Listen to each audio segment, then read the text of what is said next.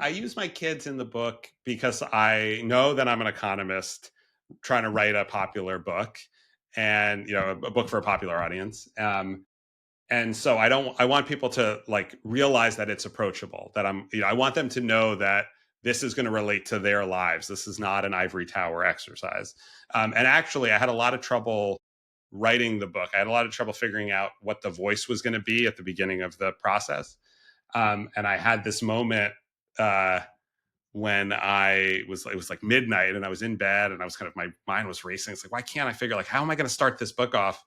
And I just like had this like light bulb where I was like, oh, I know what I'm going to do. And I like woke up and I started typing for like 2 hours and I was like, all right, I got to go to sleep 2 in the morning. But I had realized that the opening story should be me teaching my 4 year old daughter, my youngest, how to play rock, paper, scissors.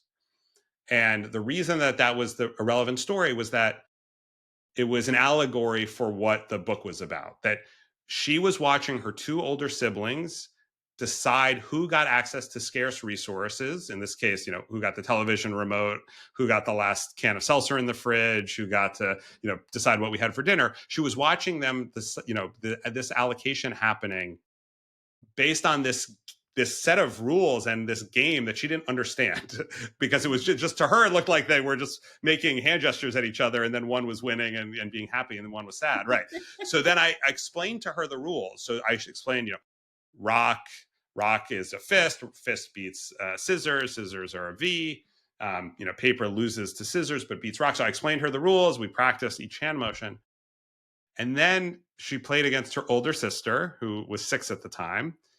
And my youngest, Natalie, just throws scissors every time. Like she's decided that that's how she's going to play the game, right? She understood the rules. Scissors are her favorite. She's just learning to cut in real life. So in the game, she's going to play scissors. And of course, her sister plays rock, a couple of times and beats her. And Natalie is devastated. And it's like, oh, it's not enough to just understand the rules of the game. Like understanding the rules will help you see, the next time Natalie watches Cass and Isla, my two other kids, play each other, she'll understand why Cass won or Isla won.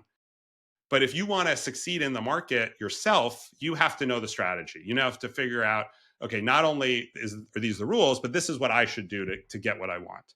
And it was like, that is the allegory for the book. There are all these markets. I call them hidden markets where price is not the thing that decides who gets what. It's not the typical econ story that we're used to where you just, you go into the store, you pay for it or not. There's some other set of rules that decides who gets what.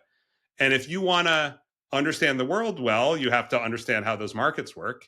And if you want to succeed in those markets, get the scarce resource that is being doled out, you also have to know what strategy you should play. And so that like kind of cracked it for me. It's like, okay, this is an allegory for all of the kind of environments that we're in. They will be more important than getting the last can of seltzer or getting the television remote, but the same dynamic is at play. Yeah.